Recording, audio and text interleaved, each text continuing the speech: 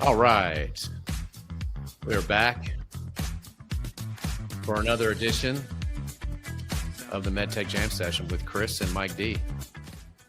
What's going on, Chris? Mike D? Man, another day in paradise.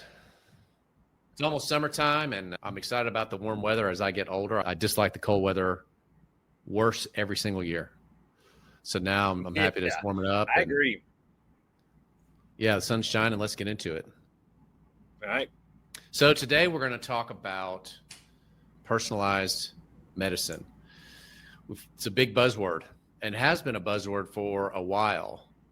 And even within the world that we know and love, which is musculoskeletal and orthopedics, we've seen a trend into personalized medicine from patient-specific instrumentation, patient-specific implants, customization. What do you think about when you think, Chris, about personalized medicine in ortho or in musculoskeletal? What sort of comes to mind? The ability to be truly specific to what the patient needs. You know, we think back about our careers and all the time that there was a customs department. And then there was patient matching. And I think it is truly getting to a point to where it is being well refined. And what we're going to hear a little bit about today is the implementation of AI and automation in personalization. Well, I'm looking forward to that. You know, as I think back, I think about there was a company that is in the business that had a need designed specifically for women. Yep. So they said. That's right. And that was sort of one of the first stakes in the ground that we are developing systems for a very specific group of people. Now, what they did was clever, not at all really, I would say, innovative. But it did, I think, kick off some thought into, okay, well, people are different. People are shaped differently. And because they're shaped differently, they walk differently. And because their biomechanics are unique, their kinematics are different. And so I think some of the challenges in joint replacement, for example, are that, and we've heard this, if you look at the patient-reported outcomes, it's my knee doesn't feel normal. It feels funny. And it could be that it's not, quote unquote, personalized for that patient. Not just does it fit them anthropometrically, but does it align with their ideal kinematics? Absolutely. Anyway, because we've always known the hip bone's connected to the knee bone. This is true. And the humerus is a funny bone just in general. All right. Let's stop goofing off and let's bring in the expert. So we have an expert to the stage today. Good to see you. I'm very excited to be on the Jam Session. We're very excited to have you, Ju. Welcome. Formus, personalized orthopedics at scale. That's what your company is all about. Give us the 50,000 foot view of what that means to you, and then we can go from there. How's that? Yeah, absolutely. And first of all, it's a real honor to be chatting to veterans of the industry. It's always a privilege for someone down in New Zealand to be able to be on the radar of you guys. So yeah, Formus, so I come from the academic side. I was a researcher in the musculoskeletal space, and we've been doing patient-specific modeling for many years in the research field. And the question has always been, how do we bring that into the clinic? How do we do the intricate kind of digital twins that we've been building in the research space and make that available patients and surgeons around the world? So for us, with Formus, it's really been about how to bring personalization that improves benefits, improves outcomes into the clinic in a way that's highly scalable. I think the industry has done a lot of the groundwork in bringing personalized solutions to market, PSI, robotics, and so on. And it's created this understanding and a demand from, I think, clinicians of wanting to offer personalized solutions. But from what I've seen, I don't think there's really a really scalable way of delivering that kind of solution to everyone. And so Formus really wants to solve that problem, make personalized medicine available to every patient, every surgeon, make it highly scalable. Tell us then, what was the sort of inspiration to get started with that, though? Because I completely agree with you. It's a challenge and it's a worthy problem to solve. How long has the company been formed? How did you guys get started, and what stage are you currently at? Give us a little background of the company. Yeah. So we've been building software for orthopedics for about 6 years now. And we were a spin-out from the University of Auckland, which is the largest university here down in New Zealand. We're about a 13-hour flight away from the West Coast. And so, so I was a PhD student 10 years ago, looking at the shapes of people's bones, femurs, and pulling that out of CT. We had hundreds of CT scans. How do I actually get all these shapes of people's bones out of the CTs without really killing myself trying to do this manually? And so building software that could automatically analyze these images, build statistical and AI models that represented the shapes of people's bones, and then relating that to the functions of patients as well. So not only about their geometry, but also their function. And as I was doing that PhD, I was lucky enough to sit next to an orthopedic surgeon, Dr. Jacob Munro, down here in New Zealand, who was getting his PhD in biomechanics. And obviously we got talking, and it made me realize that there was a clear need for software that could make personalized surgical planning, for example, 3D printing, make that more available, cost-effective, easier to use in the orthopedic space. So that was the impetus to say to me, like, look, I couldn't keep writing papers and grants, was scrounging for money every 12 months to keep my position in the university. Or I could do the same thing, but maybe deliver something out into the world that people can use and get a better outcome from it for myself and for others as well. I'll still be scrounging for money every 12 months. That hasn't changed, but it's satisfying to now have a product that now has planned over, I think, 3,000 surgeries now here in Australia, New Zealand. We're about to go into Japan with a major partner, and things are looking really exciting here in the US as well, with various partners in the industry as well as surgeons at the various sites who are using our software. So it's an exciting time for Formus. It's been a long, interesting road to get here, but it's, I think, truly rewarding when we're doing it. Just being now surgeons incorporate our software into their standard of care, into their daily practice. So now a 3D patient-specific plan is not just a reserve of a few surgeons for a few cases. It's right. For every case that they don't even think about it. It's just Formus provides them with a patient-specific, personalized surgery plan that they go execute. That's been really exciting to see. Let's probe that a little bit then, Zhu. How does Formus integrate into a surgeon's workflow? If you want to use a specific example like hip surgery, if that makes it easy for you. But I think our listeners would like to hear, okay, I get that. I'm used to working with companies that either have metal and plastic products, or maybe they have software-enabled metal and plastic. But this sounds like it's software. So how do you integrate this into a surgeon's workflow so that it becomes seamlessly integrated? Yeah. A foundational product is in that preoperative planning space. The surgeon has seen the patient, decided that they need a THA, for example. Patients sent away for imaging. Here in Australia, New Zealand, they get sent away to get a CT done. CT gets done at radiology, then that gets sent to us, sometimes directly, sometimes via a partner that we have. So that CT comes our way without really the surgeon or patient needing to do anything. It goes up to our servers. We start the number crunching automatically, the fully automated workflow. The AI kicks up, does its thing. And then in about sort of 40 minutes or so, the surgeon gets an email saying, hey, doc, plan for Joe Blogs, it's ready. They click a link, they log in the browser, and then they see the 3D models of the patient, the ideal implants that's been recommended, and then they can go directly to executing if they wish, or they may go in there, jump in and make some modifications if they like, assess the anatomy, assess any biomechanical risk factors that the patient may have. So it really appeals to the both spectrums of surgeons. Those who just want to get on with the job, we got a plan that's ready for you to go. And those who like to tinker and twist every knob and see what it does, we have all the bells and whistles that we can play with there.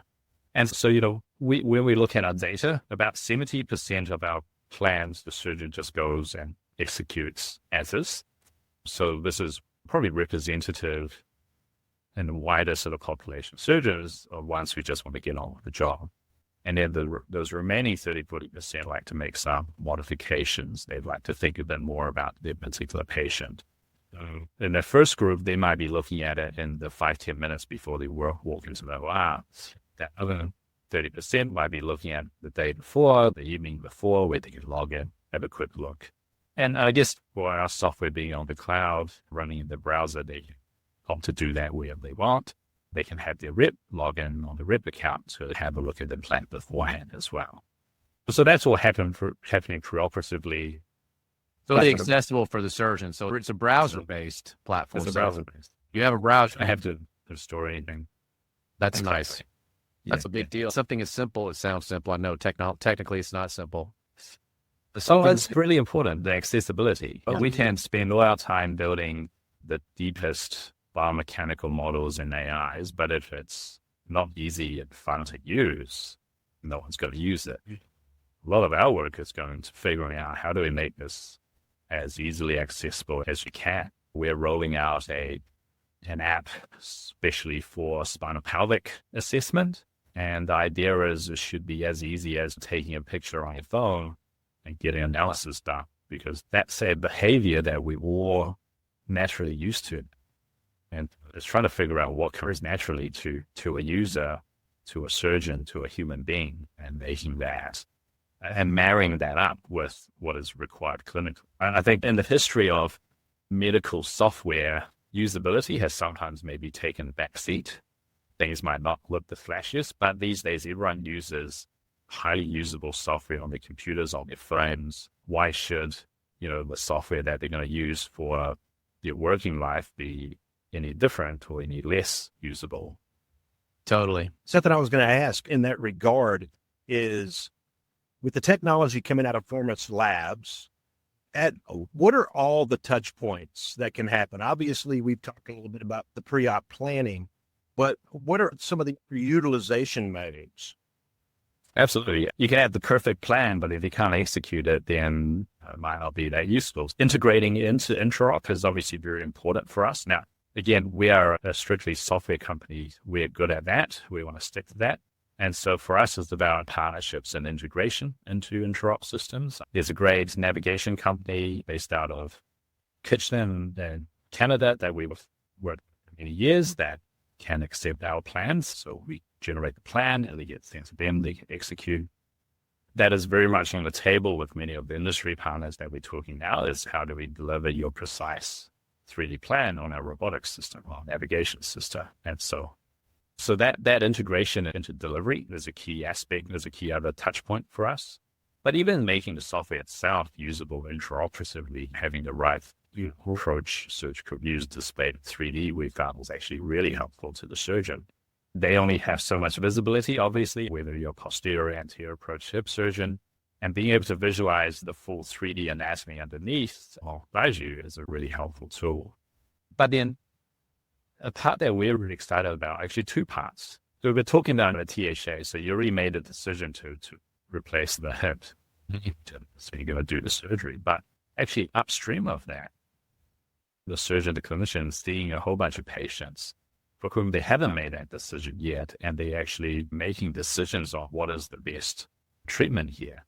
And that is a much larger pool of surgeons and users who can be benefiting from automated decision support. Yeah. Can we have some sort of screening tool that picks up any kind of risk factor that can help us decide whether to do a THA or osteotomy or go for something more conservative like physiotherapy? So that's a really exciting part for us. And the other part is right at the other end is the pathway, which is the recovery rehabilitation. Can we be more personalized there with patient recovery? And what kind of enables both ends, and a lot of the exciting stuff in the middle, is actually going beyond the bones and metal plastics. And this is where we get really excited as the future of orthopedics, because I think the future of orthopedics is actually musculoskeletal health. We know that for a healthy patient and a happy patient, it's not just about implants that fit their bones, it's about can they actually get up and do the things they love to do before they have the OA or whatever it is. And that's more enabled by the muscles, soft tissues around the joint. And so this is where we've been doing a lot of exciting work and bringing soft tissue modeling into the bones and implants modeling that industry has been many years. And so it's at starting point, picking up soft tissue abnormalities or risk factors, incorporating that into the surgical planning. So how would the surgeon ask the to implant size going to affect the function of the muscles so you can aim for the ideal musculoskeletal state? And then post-operatively, assuming you've used some sort of navigation or robotic system, we know what exactly you put in where, then we can run a model of, now this is a musculoskeletal state of this patient. Now their flexors 5% weaker, adductors are 10% weaker. And so hopefully that is then useful information for multiple providers to tailor a more patient-specific, personalized rehabilitation or physiotherapy regime for that patient. Yeah, so really across that whole patient journey is really what we want to tackle. We started on the pre-op planning space, but there's built a really strong foundation now for us to expand through that whole patient journey. That's fascinating. I was just going to ask real quick, and if we go back, and Mike and I are very familiar with Dr. Whiteside and his very early work in ligament balancing and so forth, that's something that excited me big time when I started to understand the technology from Formus Labs and the fact that you're at the entire picture, right? And not just the bony elements, but everything about it. And so it's exciting to see this. Another question I had is, will you be able to do any other imaging modality besides CT, especially for the fact that we know that there's a lot of arrays still being used on a nonstop basis in the U.S.? Yeah. That comes back to that question of scalability and accessibility, right? It's something we've been very cognizant from very early on, that even though we'd had this privileged position of being in the Australian market or the Japanese market where CT is ubiquitous, nearly, that's not necessarily the case in many other parts of the world, including the US. And absolutely other modalities, and especially just working with 2D X-rays and fluoro, has always been on the radar for us. I mean, we are at an exciting point where we have an AI that can reconstruct a 3D model of your bones, your hip and knees from X-rays. And recently I had a conversation with one of the major strategics in the field about what are their needs regarding both 3D planning and 2D planning. And I said, actually, I see 2D planning as actually 3D planning. Just because you have 2D images doesn't mean that you're restricted to doing your planning in 2D. We have the technology for everyone to have the benefit of being able to plan for a patient in full 3-dimensional glory. So yeah, X-ray, fluoro, we're covering that. We know we can work with MRI as well. I mean, I guess that's part of the beauty of having actually really strong AI capabilities under the hood here with us. It is all in-house talent. We build our own AI models. We build our own cloud software. We really lean into that competence. We know that there are other outfits out there that will be plugging in other solutions under the hood that they don't necessarily control. We have always made a conscious decision that we want to really own what we're really good at. AI, the software, the biomechanics. And so we have not only the AI models, but the data to train those models with, and a number of different modalities, number of different joints. And so that's been proven to be really powerful for us. I think that's very smart as a way to certainly capture value for your companies. You own the data and you own the models. You need the data to create the models and you own the models. You're on that. That's smart. Yeah. And AI it's always been a bit buzzy and no less so in 2025. Oh, it's ramping up the buzziness, if you will. Yeah, absolutely. Yes. I like to say we were onto the AI before it was cool. There you go. We're using machine learning AI to do a lot of things to do with measurements, landmarking, image segmentation before the whole large language models really took off. But today we're looking at how do we extract as much insight and data out of not only imaging data, but other kind of modality of data as we can, because it's while they might not put their hands up or write it in the paper, I think probably a good chunk of surgeons now are using ChatGPT or whatever as part of their practice. And which on one hand is great, it has many benefits, but you also look at the risks of doing that in a platform where you don't know who controls that data and what they're going to do with the data that you're sending them. And so we want to create a space, if you will, where users can take advantage of the latest AI models and get insights that they need without compromising patient privacy and even their sort of professional privacy as well. Yeah, that's another sort of exciting thing. That's what we're looking at. That's all. Hi, listeners. As a MedTech leader, you know how hard it is to scale up your sales team and prepare them for a successful product launch. If your reps are still digging through cumbersome shared drives and web portals, clicking through an LMS that no one uses, or relying on email newsletters to stay current, it's time for a change. Your reps, they're on the move. They need on-the-go content and a single source of truth. And that's where Convey Connect comes in. It's a mobile-first, company-branded app that gives your sales team instant access to training, sales tools, and company updates all in one place. At Convey Connect, we can have your customized, white-labeled mobile app deployed to the app stores in just a few weeks, so your sales team is resourced and aligned to win. So if you're scaling your team or prepping for a big launch, please check out conveymed.io, schedule a quick demo. We would love to show it to you. So now back to the show. Has the expansion of compute power helped you guys?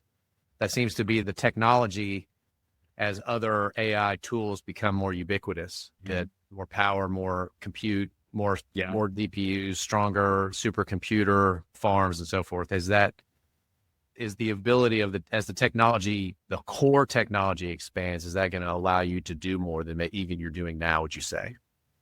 Yeah, absolutely. I remember when we started and we deployed our first AI model to the cloud, we had to actually shop around to the different cloud providers to see who actually had the GPUs that we could do this on.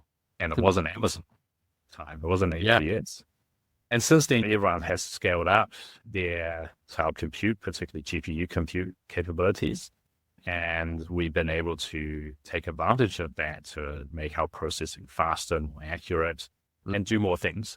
But it also has been, from a commercial perspective, advantageous for us that we built our models in those early days constrained by the hardware capabilities, which means that it's relatively low cost for us to run with. You hear that in the news about just how expensive your ChatGPT queries are, how much water and natural resources they churn up. And I guess it's for us, from a business cost and I guess an environmental perspective, our AI models aren't resource heavy to do what we need to do.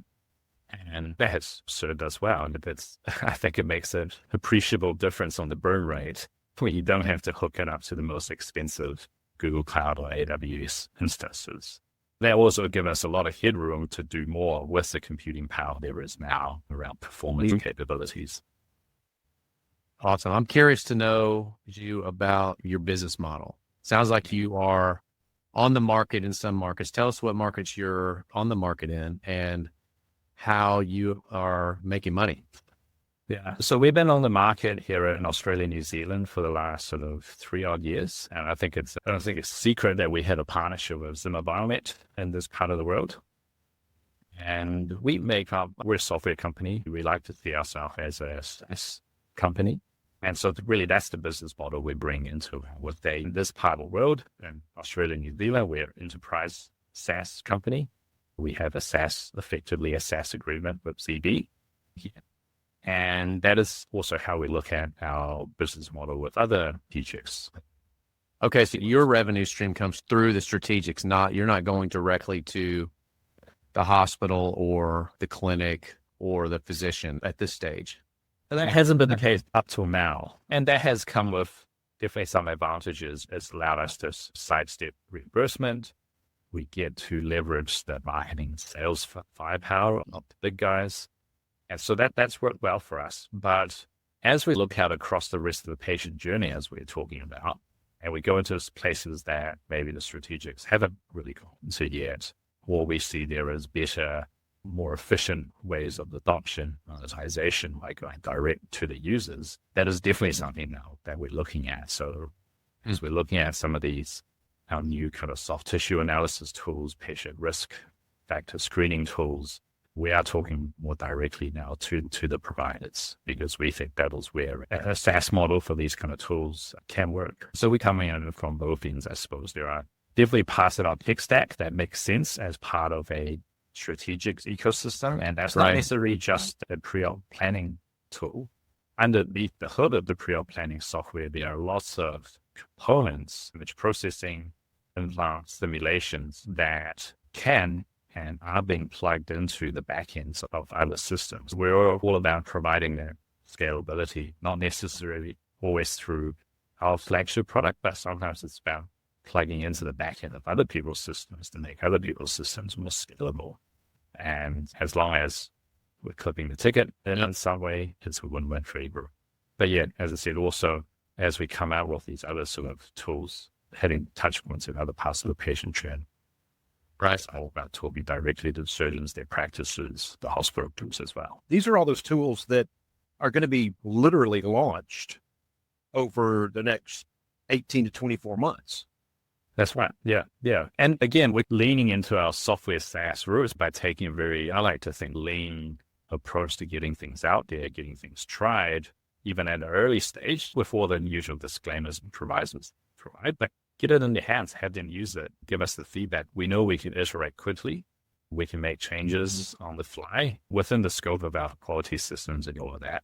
We want to move fast, and we want to get it out of people's hands and give their feedback. And so right now we already have about a dozen sites around the world using some of our kind of pre-op decision support tools, screening tools.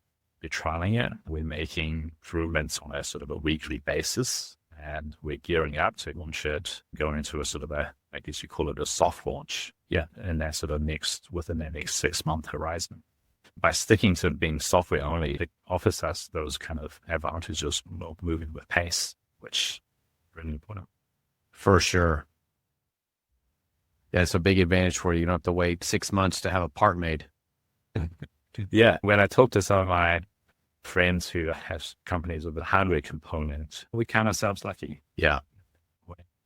So I suspect you're raising a fund right now. You're raising a round. You have all the big plans. Tell us how that's going and what that looks like for you. Yeah, we are raising a round at the moment, and it's not a huge round. We got some pretty, we think, exciting commercial milestones just ahead of us. And so we're being prudent in our capital strategy there. We have a pretty strong investor base here in New Zealand that have supported us over the last few years. They are very excited about what's ahead. But at the same time, we've been talking to a number of VCs, corporate VCs in the US, as well as sort of Asia Pacific in general, who I guess know us and knowledgeable about the MedTech and orthopedic space, who understand us as a company and how we fit into the ecosystem. We're very excited about bringing some of them onto the cap table as well, who I think will serve us very well in the next phase of the journey. It's a race, so it comes with all its up and downs and all the hard work, pounding on payment you got to do. Come over to the US as often as my wife lets me. You got to press the flesh. You got to meet people. You got to talk to them face to face. That's all part of it. But along those journeys, I'm always pleasure to be able to meet amazing surgeons and amazing people in the industry as well. Yeah, I'm enjoying it. The struggle is real, but it's an exciting time for us. I'm quite excited about how the round is coming together. We got some, great support from existing and new money coming in. But it's important to have support from your existing investors. It's a vote of confidence for your new investors.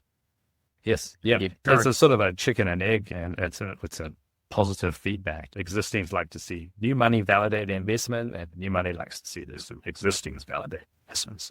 We've got a good system going on. That's very well put. 2 quick shout outs that I want to think about here. The first one is, what would you say to U.S. distributors that you'd like to be eventually partnering with? Because they will be listening to this at some point.